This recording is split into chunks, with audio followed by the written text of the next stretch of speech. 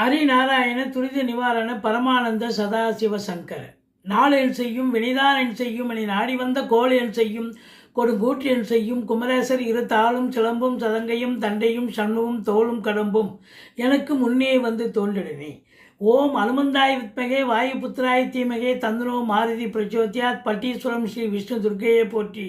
திருவாரூர் குரு தட்சிணாமூர்த்தியை போற்றி. உலகெங்கிலும் வாழ்ந்து கொண்டிருக்கும் ஸ்ரீராம் ஆஸ்ட்ரோ யூடியூப் சேனல் நேயர்களுக்கு டாக்டர் சைதை ராஜாவின் அன்பான வணக்கங்கள், வாழ்த்துக்கள். நம்ம இந்த எபிசோடில் 2026 புத்தாண்டு, ஆங்கில புத்தாண்டு எப்படி இருக்க போகிறது என்பதை ஒவ்வொரு ராசியாக பார்க்க போகிறோம். எங்களுடைய சேனலை பார்த்து கொண்டிருக்கும் அத்துணை நல் உள்ளங்களுக்கும் உங்களது ஆங்கில புத்தாண்டு நல்வாழ்த்துக்களை உங்களுக்கு தெரிவித்துக் கொள்கிறோம். நீங்கள் இந்த ஆண்டு எல்லா வளமும் நலமும் பெற்று இன்புற்றிருக்க ஆண்டவனை பிரார்த்திக்கிறோம். இந்த 2026 எப்படி இருக்க போகுது, சென்ற ஆண்டு எப்படி இருந்தது அப்படின்னு பார்த்தீங்கன்னா, சென்ற ஆண்டு ஏதோ நல்லது நடக்கும், வேலை கிடைக்கும்னு எதிர்பார்த்து காத்திருந்தவங்களுக்கு காத்திருந்தது தான் மிச்சம். வீடு கட்டலாமான்னு முயற்சி பண்ணீங்க, முடியல. பிள்ளைகளை உயர்கல்வி வெளிநாடு அனுப்பி படிக்க வைக்கணும், இப்படி பலவாறாக முயற்சி பண்ணீங்க. ஆனால் ஏதாவது ஒரு முயற்சி சக்ஸஸ் ஆச்சா அப்படின்னா அதுதான் அங்கே ஒரு நிலை. கடந்த ஆண்டு எதிர்பார்த்து காத்திருந்தது தான் மிச்சமாக இருந்தது. நல்லது நடந்ததா அப்படின்னா உங்கள் எதிர்பார்ப்புக்கு நல்லது நடக்கவில்லை. சரி, இந்த ஆண்டு எப்படி இருக்க போதுங்க? இந்த 2026 நல்லா இருக்குமா? இந்த 2026 கூட்டு எண் பார்த்தீங்கன்னா 1ஆம் நம்பர் வருகிறது. ஸோ உங்களை பொறுத்தவரையிலையும் நம்பர் 1 இருக்கக்கூடியவர்கள் சாதிக்கக்கூடிய நிலை. அப்போ மற்றவங்க சாதிக்க மாட்டாங்களா? எல்லாருமே சாதிப்பார்கள். ஏன்னா கிரகங்களுடைய சஞ்சார நிலை மிக மிக சிறப்பாக இருக்கிறது. இதில் பார்த்தீங்கன்னா கும்பராசி, மீனராசி, மேஷராசி, இந்த 3 ராசிகளுக்கும் 7 சனி போய்கொண்டிருக்கிறது. ராகு கேதுக்கள் அப்படின்னு பார்த்தீங்கன்னா அதனுடைய பெயர்ச்சி இந்த ஆண்டு எப்படி இருக்க போகுதுன்னா, டிசம்பர் கடைசி வாரம் தாங்க ராகு கேது பயிற்சி. அப்போ டிசம்பர் அப்படின்னும் போது உங்களுக்கு ஆல்மோஸ்ட் இங்கே தான் இருக்கார். கும்பத்தில் தான் ராகு, சிம்மத்தில் தான் கேது. அதனுடைய பலனை நம்ம ஆண்டு பலனை நம்ம சொல்ல போகிறோம். குரு பகவான் எடுத்துட்டிங்கனாக்கா இந்த ஆண்டு 3 ராசிகளில் சஞ்சாரம் செஞ்சு 12 ராசிகளுக்கும் பலனை வழங்க இருக்கிறார். மே மாதம் வரைக்கும், ஜனவரி முதல் மே மாதம் வரைக்கும் இந்த குரு பகவான் மிதுனத்தில் இருந்து பலனை தர இருக்கிறார். ஜூன் 2ஆம் தேதி முதல் அக்டோபர் 14ஆம் தேதி வரைக்கும் கடகத்தில் உச்சநிலை பெற்று பலனை தரப்போகிறார். அக்டோபர் 14 முதல் டிசம்பர் 31 வரைக்கும் வருட இறுதியில் வரைக்கும் சிம்மம் சென்று பலனை தர இருக்கிறார் குரு பகவான். அதிசாரம் பெற்று போகிறார். அப்போ குரு பகவான் 3 ராசிக்கு இடம்பெயர்ந்து சென்று பலனை தரக்கூடிய நிலை. ராகு கேது பயிற்சி டிசம்பர் கடைசி, அதாவது முதல் வாரம் தான் இருக்குது. அதனால் மேக்சிமம் நம்ம ராகு கேதுவை பலனை எடுத்துக்கலாம். இந்த ஆண்டு சனி பகவானுடைய பயிற்சி இல்லை. இப்படி ஆண்டு கிரகங்கள் நல்ல பலனை தருமா? சென்ற ஆண்டு புதுசாக வேலை வாய்ப்புக்காக முயற்சி பண்ணக்கூடிய இளைஞர்களுக்கு ஒரு சிலருக்கு கிடைச்சதே ஒழிய நிறைய பேருக்கு ஃப்ரூட்ஃபுல்லாக அமையல. குடும்பத்தில் சுப நிகழ்ச்சிகள் நடத்தணும்னு நினச்சிங்க, எதுவும் நடத்த முடியல. வருமானத்தில் சரியான ஒரு நிலை இல்லை. வருமானத்தில் தடை இருந்தது. வரக்கூடிய காசு பணம் குடும்ப செலவு மெயின்டெனன்ஸுக்கு சரியாக இருந்தது. ராகு கேதுக்கள் அவருடைய பங்குக்கு ஒரு கிரகம் நல்லா, அதாவது ஃபேவரபுளாக இருந்தால் இன்னொரு கிரகம் அன்ஃபேவராக மாறிடும் எந்த ஒரு ராசிக்கும். அப்போ பார்த்தீங்கன்னா ராகு கேதுக்கள் அதனுடைய நிலை சரியாக இருந்ததா அப்படின்னா ஒரு சில ராசிகளுக்கு மட்டுமே நன்மைகள் தர இருந்தது. இப்போ இந்த ஆண்டு 2026 ராகு கேது ஸ்தான பலம், பார்வை பலம், சனி பகவான் ஸ்தான பலம், அது பார்வை பலம் தீர்ச்சின்னம் தான், தீய பலம் தான் தருவார். குரு பகவான் 3 ராசிக்கு சஞ்சாரம் செய்கிறதால ஸ்தான பலம் மற்றும் பார்வை பலங்களால் 12 ராசிகளுக்கும் அற்புதமான பலன்களை வாரி வழங்கக்கூடிய நிலை நிச்சயமாக இந்த 2026 அனைத்து நல்ல உள்ளங்களுக்கும் அற்புதமான ஒரு ஆண்டாக விளங்கப் போகிறது. நீங்கள் எதிர்பார்த்த காரியம் கைகூடி வரப்போகிறது. தொட்டதெல்லாம் தொடங்கப் போகிறது. பேரு புகழ் அந்தஸ்து உயர்வடைய போகிறது.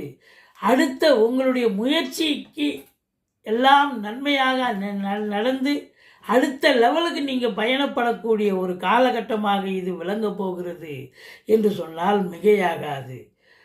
இந்த என்னுடைய ஸ்ரீராம் ஆஸ்ட்ரோ சேனல் பார்த்து கொண்டிருக்கும் அத்துணை நல்லுள்ளங்களுக்கும் எல்லா வளமும் நலமும் கிடைத்திட ஆண்டவனை பிரார்த்திக்கிறோம். வாங்க ராசிக்குள் சொல்லலாம். Happy new year 2026. மிதுன ராசி அன்பர்களுக்கு வணக்கம். மிதுன ராசியில் மிருகசீரிஷம் 3-4 பாதங்கள், திருவாதிரை, புனர்பூசம் 1, 2, 3 பாதங்களில் பிறந்த மிதுன ராசி அன்பர்களுக்கு ஆங்கில புத்தாண்டு நல்வாழ்த்துக்கள். இந்த ஆண்டு உங்கள் இல்லங்களிலும் உள்ளங்களிலும் மகிழ்ச்சி பொங்கட்டும். சிறப்பாக இருப்பீர்கள், நலமாக இருக்கப் போகிறீர்கள்.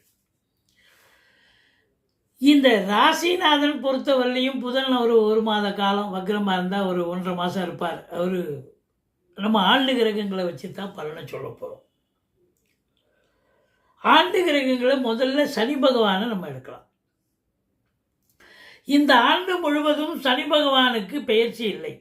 இந்த ஆண்டு முழுவதும் மீனத்தில் தான் இருக்கப் போகிறார். 10ஆம் இடத்தில் இருக்கப் போகிறார்.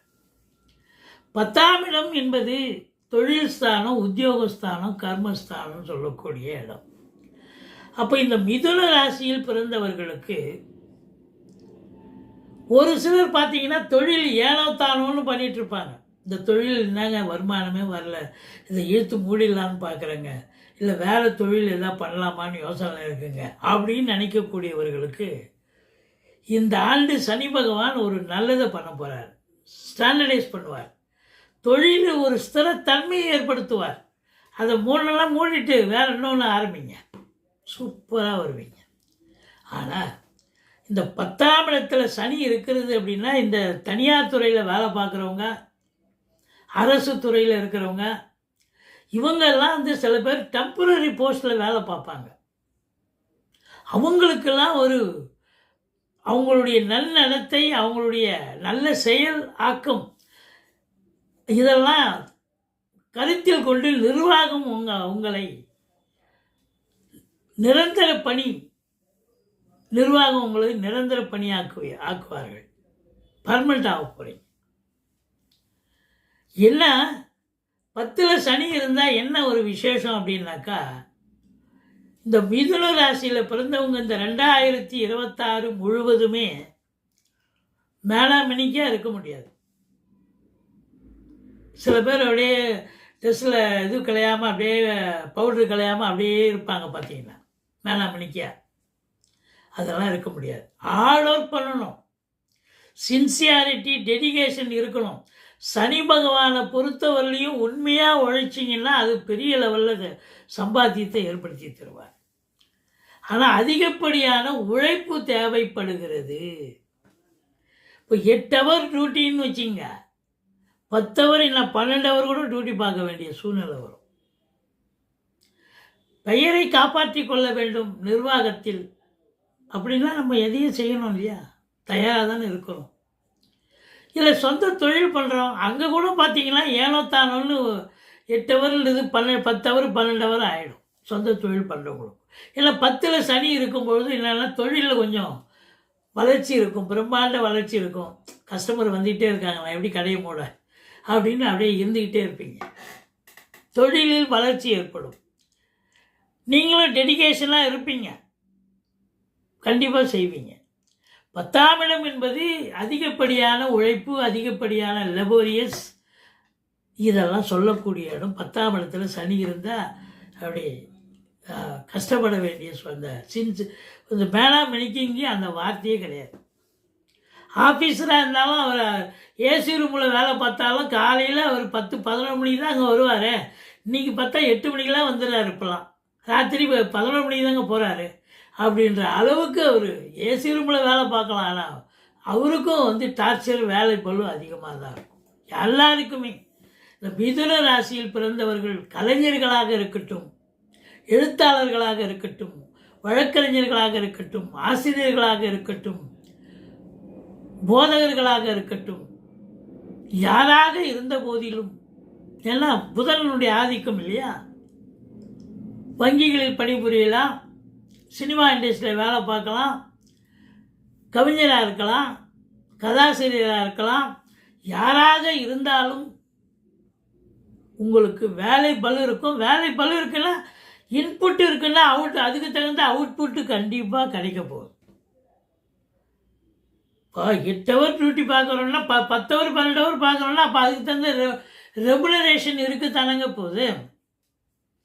அப்போது பெரும்பாலும் இந்த மிதுன ராசியில் அரசு சார்ந்த நிறுவனங்கள் வேலை பார்க்கறத விட இந்த தனியார் துறையும் இது மாதிரி கலைத்துறையிலையும் வேலை பார்க்கக்கூடியவர்கள், சொந்தமாக தொழில் பண்ணக்கூடியவர்கள் தான் அதிகம். அப்போ அவங்க ரொம்ப இன்வால்மெண்ட்டோட இவங்க இந்த மிதுன ராசி அன்பர்கள் இறங்கிட்டாங்க, வேலை பார்க்கணும்னு நினச்சிட்டாங்கன்னா, இன்வால்மெண்ட் இருக்குன்னா கண்டிப்பாக அவங்கள மாதிரி அவங்களுக்கு நிகர் உங்களுக்கு நிகர் நீங்கள் தாங்க. அப்படி ஒரு சின்சியாரிட்டி, டெடிகேஷன். எந்த ஒரு பொறுப்பையும் உங்ககிட்ட ஒப்படைச்சா அவ்வளோ கச்சிதமாக அழகாக இன்டைமில் முடிப்பீங்க. அதுதான் அங்கே ரொம்ப முக்கியம். நான் நாளைக்கு முடிச்சு தரேன், நாளானிக்கு முடிச்சு தரேன்லாம் கிடையாது. நான் நாளைக்கு முடிக்க முடியுமா உங்களால்? முடிச்சு தருவேன் சார், முடிச்சு கொடுத்துருவீங்க. அதுதான் உங்களுடைய ரைட் பர்சனாலிட்டி. உங்களுக்கு சூப்பராக பண்ணுவீங்க. அப்போது உங்களுக்கு நிர்வாகத்தில் அதிகமாக வேலை பார்க்குறீங்கன்னு சொன்னால் அதிகமாக உங்களுக்கு ரெவென்யூவும் கிடைக்கும், பேரு புகழும் கிடைக்கக்கூடிய காலம். பதவி உயர்வு, ஊதிய உயர்வு, டிரான்ஸ்ஃபர், இன்க்ரிமெண்ட், சலுகைகள் எக்ஸட்ரா சொல்லிக்கிட்டே போகலாம். அதுலேயும் பத்திரிகை துறை, மீடியா துறையில் இதெல்லாம் கால நேரமே இல்லைங்க. நைட் அண்டே வேலை பார்ப்போம். விடிகாலம் போவாங்க, ராத்திரி நடு ராத்திரியில் வருவாங்க. அப்படிலாம் வேலை பார்க்கக்கூடிய கேமராமேன்கள், எழுத்தாளர்கள், பத்திரிகையாளர்கள் இவங்கெல்லாம் பார்த்திங்கன்னா ரொம்ப அதில் இந்த மிதுன ராசியில் பிறந்தவங்க அதை ஒர்க் பண்ணணும், சாதிக்கணும்னு நினச்சாக்கா அருமையாக சாதிச்சிருங்க. ராசியில் குரு இருக்கிறார் முதல் 5 மாத காலம். அவர் அந்த 5 மாத காலம் உங்களுக்கு ஏற்கனவே அவர் குரு இருக்கார். அது தொழிலில் மாற்றம் இருக்கும், உத்தியோகத்தில் மாற்றம் இருக்குன்னு சொல்ல முடியாது. ஏன்னா ஏற்கனவே மாற்றி தான் அந்த இடத்துல உட்காந்துருக்கீங்க. அப்போது இந்த 5 மாத காலமும் குரு பார்வை கோடி நன்மை. அப்புறம் உச்சமடைகிறார். அவர் யார்? இந்த குரு யார்? உங்களுக்கு 7க்கும் 10க்கும் ஆதிபத்தியம் பெற்றவர். அப்போது 7ஆம் இடம் வலுத்திருக்கு, 10ஆம் இடம் வலுத்திருக்கு அப்படின்னா தொழிலில் பிரம்மாண்ட வளர்ச்சி, பிரம்மாண்ட சம்பாத்தியம். குடும்பத்தில் கணவன் மனைவி ஒற்றுமை, சந்தோஷம், குதூகலம் ஏற்பட போகிறது. திருமண வயதில் இருக்கும் இந்த மிதுன ராசியில் பிறந்த அன்பர்களுக்கு திருமணம் கைகூடி வரும். ஆண்டு இறுதியில் பார்த்தீங்கன்னு சொன்னால் அக்டோபர் மாதத்துக்கு அப்புறம் இந்த 2வது திருமணத்திற்காக காத்திருப்பார்கள். டைவர்ஸ் ஆகி கோர்ட்டு கேஸுன்னு ஆகி பிரிவினை ஆகியிருக்கும் இல்லையா, அவங்களுக்கு பார்த்தீங்கன்னா கடைசி 2 மாதத்தில் இந்த குரு பகவான் நல்லது பண்ணுவார். 2வது திருமணத்தை அவங்களுக்கு பண்ணி வைப்பார். இப்படி குருவினுடைய சாதனைகளை, அதாவது அவருடைய செயல்களை, செயல்பாட்டினை சொல்லணும்னு பார்த்தீங்கன்னா சூப்பர். வாழ்க்கை துணை அல்லது மனைவியால் யோக பாக்கியங்கள். ஒன்று அவங்க இப்போ வேலை பார்க்குறவங்களா இருந்தால் வேலை பார்க்குற இடத்துல பதவி உயர்வு, ஊதிய உயர்வு, அல்லது அவங்க பிறந்த வீட்டிலேருந்து லிக்விட் கேஷோ ஜுவல்ஸோ கொண்டு வரக்கூடிய ஒரு நிலை, இதெல்லாம் கண்டிப்பாக கிடைக்கும். தொழிலில் பெரிய பிரம்மாண்ட வளர்ச்சி நிச்சயமாக இருக்கும். இது நாள் வரைக்கும் ஒரு சாதாரணமாக வீட்டில் வச்சு கூட தொழில் பண்ணிட்டுருப்பீங்க. ஒரு குடிசை தொழில் மாதிரி வீட்டில் வச்சு சிம்பிளாக ஏதோ கேட்குறவங்களுக்கு ஃபோனில் நான் ஆர்டர் கொடுத்துட்ருக்கேங்க அப்படின்னு சொல்லியிருப்பீங்க. இப்போ ஒரு கேட்ரிங் பண்ணுறீங்க, இல்லை ஒரு ப்ரெஸ்ஸு இதில் இருக்கீங்க. இதுபோல் இந்த வீட்டில் வச்சு தொழில் பண்ணக்கூடியவர்கள் சில பேர் பண்ணுவாங்க. ஒரு சின்ன சின்ன பொருட்களை கிரியேட்டிவிட்டி, இப்போ பொருள் தயாரிக்கிறது, கைவினை பொருட்கள் கூட சொல்லலாம், பிளாஸ்டிக் பொருட்கள் சொல்லலாம், இப்படி நிறைய இருக்குது. இப்போ இவங்கெல்லாம் பார்த்தீங்கன்னாக்கா, சரி நம்ம கலகண்ணின்னு ஒரு இடம் போட்டு நல்லா இன்னும் எஸ்டாப்ளிஷ் பண்ணலாம், இன்னும் நல்லா வியாபாரம் ஆகும் அப்படின்னு பெரிய லெவலில் ரீச் ஆகி ஒரு சாதாரண நிலையில் இருந்து நீங்கள் ஒரு பெரிய லெவலில் ஒரு 10 பேருக்கு சம்பளம் கொடுக்குற அளவுக்கு உங்களுக்கு வளர்ச்சி பாதையை நோக்கி நீங்கள் செல்லப் போகிறீர்கள். சம்பாத்தியம்